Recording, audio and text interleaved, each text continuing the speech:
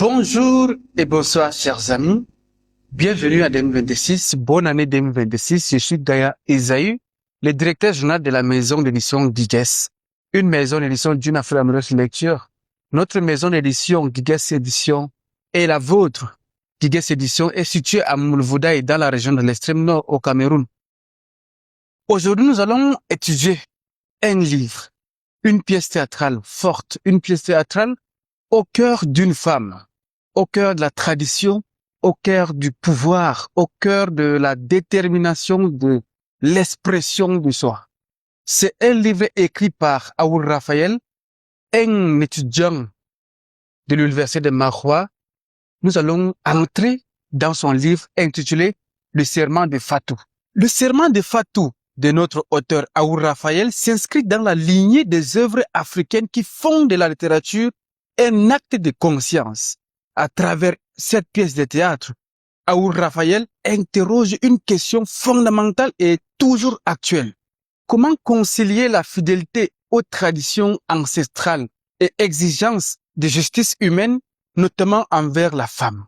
Loin d'un discours de rupture ou d'imitation, l'œuvre propose une réflexion enracinée, lucide et courageuse sur la condition féminine en Afrique.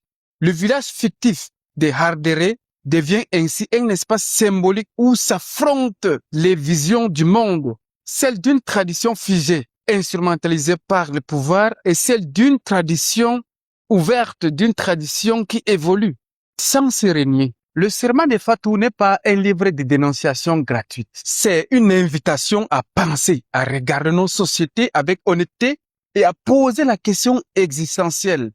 Quelle Afrique voulons-nous transmettre aux générations futures? C'est la question essentielle de ce livre.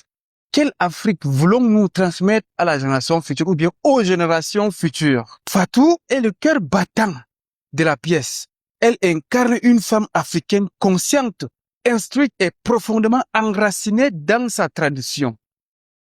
Son combat n'est ni importé ni idéologique. Il est humain. C'est un combat de sa culture. Elle refuse que la tradition serve de prétexte pour priver les filles de leurs droits fondamentaux à l'éducation. Le serment qui est ici mis en scène dans ce livre est prononcé à la fois personnel et collectif. Il engage sa vie, mais aussi l'avenir de ses filles et de toute une communauté.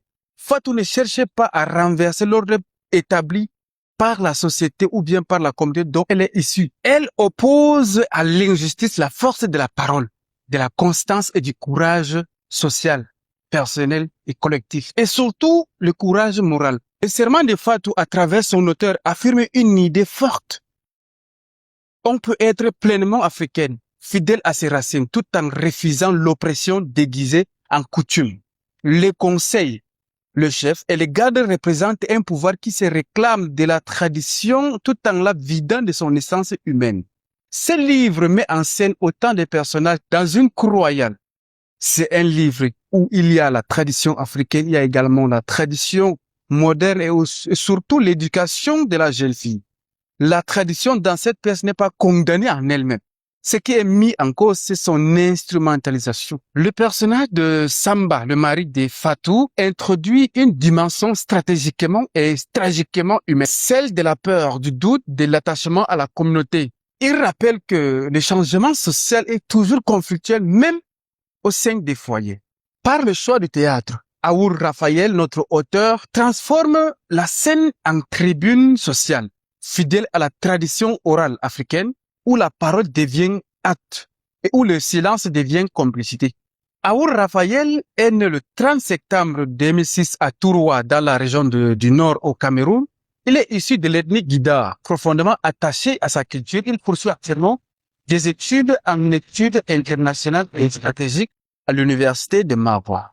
Passionné d'écriture et de lecture depuis son plus jeune âge, notre auteur Aour Raphaël développe une pensée tournée vers un modernisme enraciné, respectueux des traditions et valeurs africaines et soucieux de la dignité humaine.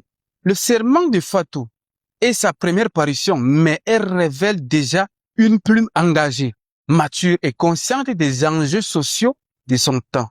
Le serment de Fatou est une œuvre essentielle, car elle rappelle souvent une vérité oubliée. Aucune société ne peut se construire durablement en marginalisant ces femmes.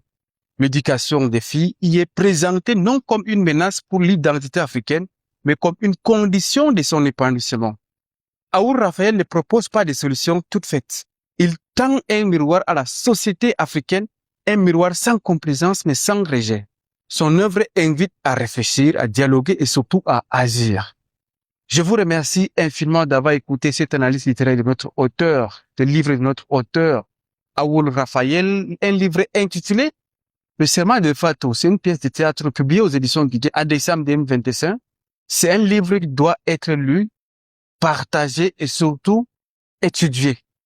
Je vous remercie infiniment. À très bientôt. Au revoir.